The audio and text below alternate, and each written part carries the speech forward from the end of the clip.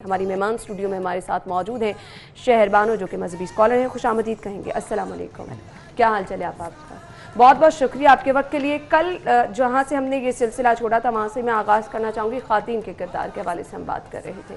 جیسے کہ کل ہم نے بات شروع کی تھی کہ جب تک کسی میسیج کو آپ پولیفریٹ نہیں کریں گے، اس کو کمیونیکیٹ نہیں کریں گے، نہ وہ میسیج لوگوں تک پہنچ پائے گا اور نہ وہ میسیج زندہ رہے گا.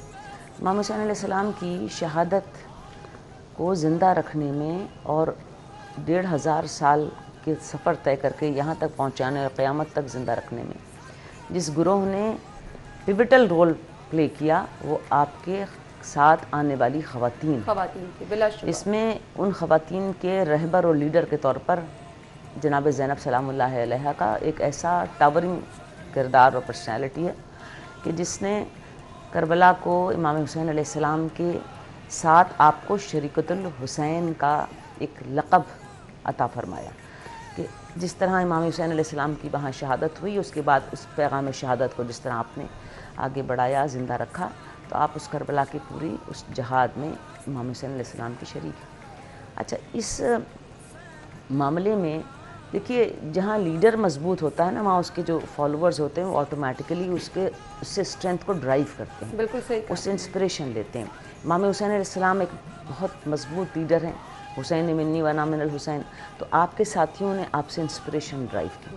اب امام حسین علیہ السلام کے منظر سے شہادت کے ذریعے سے ہٹنے پر اب جناب زینب سلام اللہ علیہا کی ایک پرسنالٹی رہ جاتی ہے. تو آپ کی پرسنالٹی کو اتنا ٹاورنگ اور اتنا اسٹرینتھ ہونی چاہیے کہ جس سے لوگ انسپریشن ڈرائیو کریں، کیونکہ آپ کا سفر اور زیادہ مشکل ہے. دیکھیے آپ کا سفر جو ہے جیلوں کا ہے، درباروں میں حاضریوں کا ہے، بازاروں میں رسیوں میں باندھ کر گھسیٹے جانے کا ہے.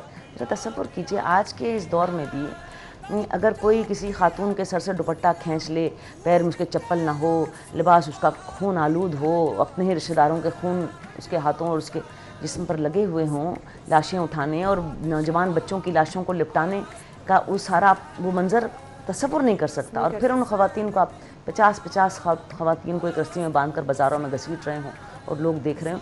حیران کن بات یہ ہے کہ یہ سارا منظر نامہ رحلت رسول کے فقط 50 سال کے اندر ہو گیا.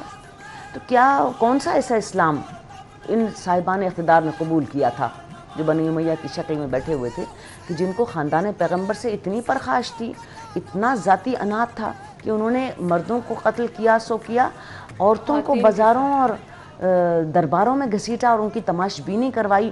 لیکن آپ یہ دیکھیے کہ یہ سارے مناظر جو ہیں حوصلے کو توڑنے کے لیے اور آپ کو بالکل جو ہے آپ کے تمام نفس کو ختم کرنے کے لیے کیے گئے کہ کہیں نہ کہیں حوصلہ توڑ دیا جائے. لیکن آپ اس میں دیکھیے کہ بازار میں اگر آپ پہنچی ہیں کہ اونٹ پر ایسے اونٹ پر بیٹھی ہیں جو سیٹ بھی نہیں ہے اور اس اونٹ کی پیٹھ پر آپ کھڑی ہو جاتی ہیں. جناب زینب، جناب ام کلثوم، جناب فاطمہ بنت حسین، بازار کوفہ کی ہوئی تقریریں. تو آپ کی خطابت جو تھی نا، دیکھیے خطابت انبیاء کا ورثہ ہے. اور جناب زینب سلام اللہ علیہا کی جو خطابت ہے، جیسی ان کی آواز کانوں میں پڑی تو لوگوں کو شک ہوا کہ یہ تو جناب علی مرتضیٰ بول رہے ہیں. آپ کی جو لہجہ اور آپ کی جو الفاظ تھے اور جو آپ کی جو انداز بیان تھا وہ اپنے والد جناب امیر المومنین کی بالکل آپ جیسے کاپی. پھر آپ نے اس طرح خطاب کیا اہل کوفہ کو جیسے کوئی جاننے پہچاننے والا آدمی انجان بن جانے والے لوگوں کو طنز کرتا ہے.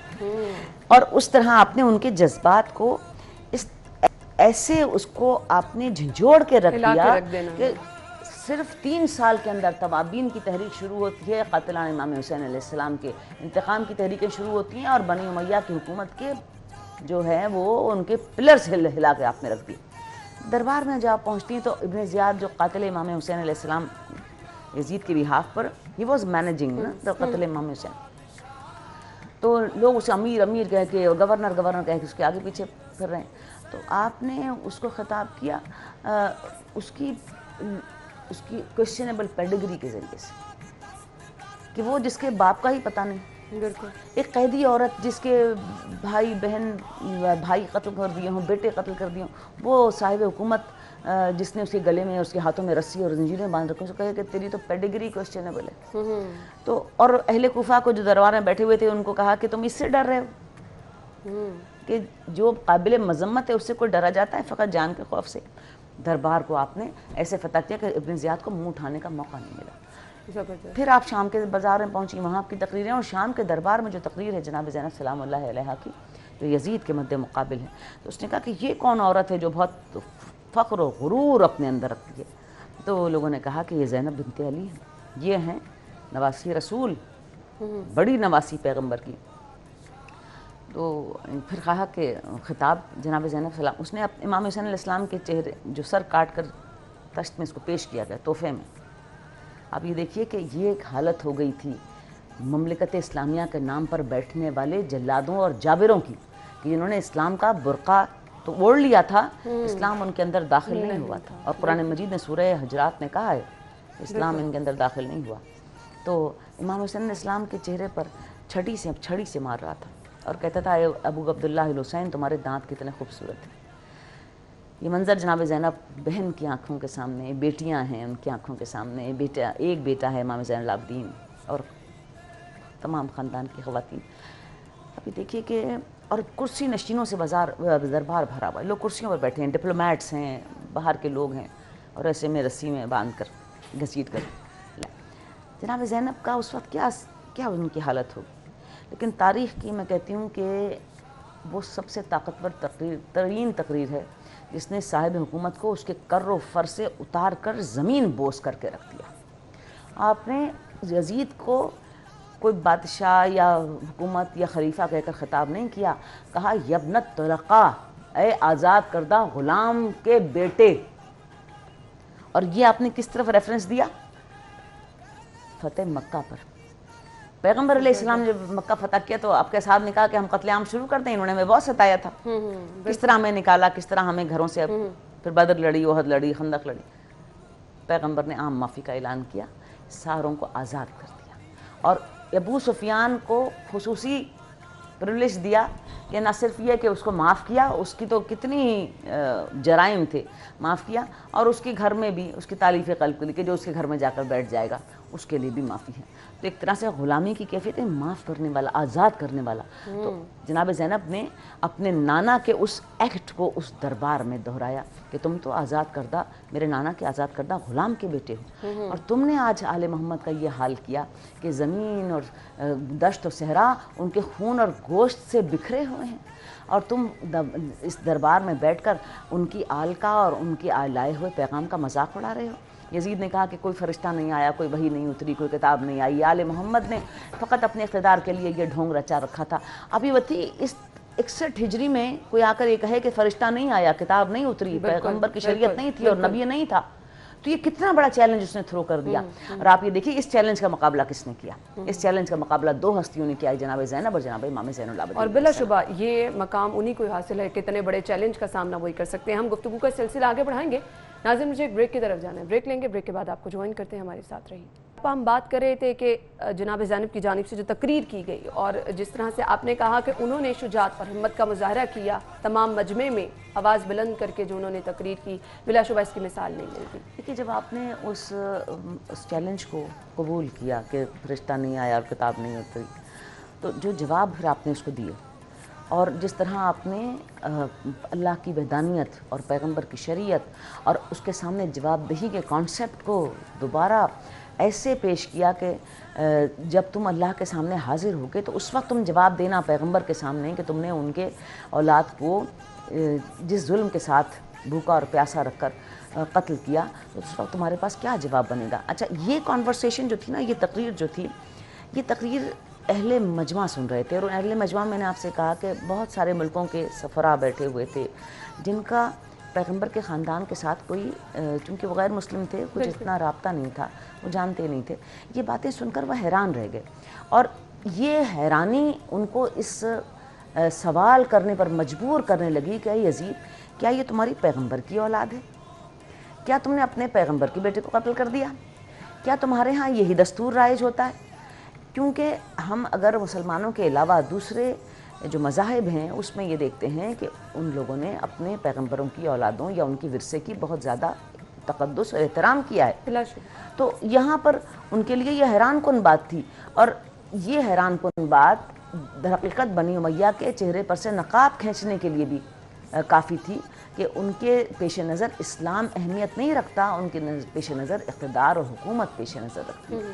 دیکھیے جناب زینب سلام اللہ علیہ امام حسین علیہ السلام کے ساتھ جس طرح شریک سفر ہیں، جب کربلا میں 4 محرم سے گھیرنے لگے نا امام حسین علیہ السلام کو، فوج پہ فوج، دستے پہ دستہ آنے لگا، تو آپ سارے معاملات پر آپ کی نظر تھی، شریکت الحسین، یعنی آپ اس جنگ کے ماحول میں بھی امام حسین علیہ السلام کے ساتھ برابر کی اس معاملات کو جاننے والی، اور اس میں آپ کے مشورے اور آپ کی حیثیت جو ہے وہ بڑی امپورٹنٹ ہے۔ اور اس کے بعد جو خیر بہرحال آپ نے پورے قافلے کو لیڈ کیا، تو آپ نے یہ آنے والے قافلوں اور یہ جو لشکر پہ لشکر آ رہے تھے اس پر بڑی تشویش کا اظہار کیا، کیونکہ آپ کو نظر آ رہا تھا کہ یہ معاملات کون سا ٹرن لیں گے۔ تو اس وقت آپ نے اپنے بھائی سے کہا کہ بھائی کیا ہم کسی کو نہیں بلا سکتے؟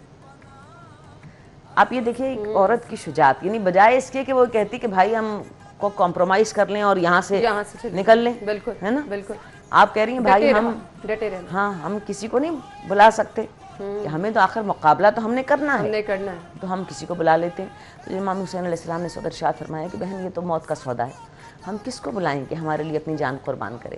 تو پھر سوچنے لگے دونوں بہن بھائی، تو پھر کانسنسس ہوا کہ ہم حبیب ابن مظاہر کو بلا لیتے ہیں۔ جناب حبیب ابن مظاہر کی بڑی عجیب تاریخ ہے۔ جناب مظاہر صحابی رسول کے آپ فرزند ہیں، اور مدینے میں آپ کو یہ کیفیت تھی کہ جب امام حسین علیہ السلام جو چھوٹے سے بچے تھے تو وہ جب راستے میں چلتے تھے تو حبیب ان کے پیروں کی مٹی اٹھا کر اپنے سر میں ڈالتے تھے۔ تو پیغمبر علیہ السلام جب اس رویے کو حبیب کے دیکھتے تھے تو کہتے تھے مظاہر کا بیٹا میرے بیٹے پر اپنی جان قربان کرے گا۔ اور ابن زیاد نے تو کرفیو لگا دیا تھا کوفے میں، اور جتنے لوگ جو سسپیکٹڈ تھے کہ وہ امام حسین علیہ السلام کی مدد کریں گے اور ان کے حامی ہیں، 4000 سے زیادہ لوگ جیلوں میں بند کر دیے گئے تھے، اور باقی لوگ قتل کر دیے گئے، اور مسلم اور جناب مسلم ابن عقیل اور ہانی ابن عروہ کی لاشیں کوفے کی گلیوں میں گھسیٹی جا رہی تھیں۔ اس ٹیرر کی حالت میں جناب حبیب ابن مظاہر کا ایک پوشیدہ جگہ پر اپنے آپ کو محفوظ کرنا اس معرکے کے لیے جس کی خبر آپ کو پیغمبر پہلے ہی دے چکے تھے۔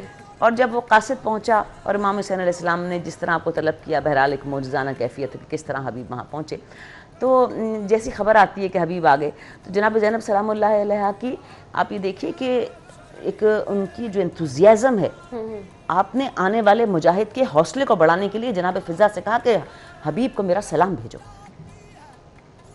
اور جناب زینب کا مقام دیکھیے، آپ کا اسٹیٹس دیکھیے، آپ جناب پیغمبر کی نواسی ہیں، آپ جناب علی مرتضیٰ کی بیٹی ہیں، آپ کوفہ شہر میں سب سے بڑی عالمہ اور محدثہ کے طور پر آپ نے درس قرآن، آپ سے بڑا اس دور میں خواتین میں کوئی عالم نہیں ہے، اور امام حسین علیہ السلام کی بہن ہے، 2 اماموں کی بہن ہے، ایک امام کی بیٹی ہیں، ایک پیغمبر کی نواسی ہیں۔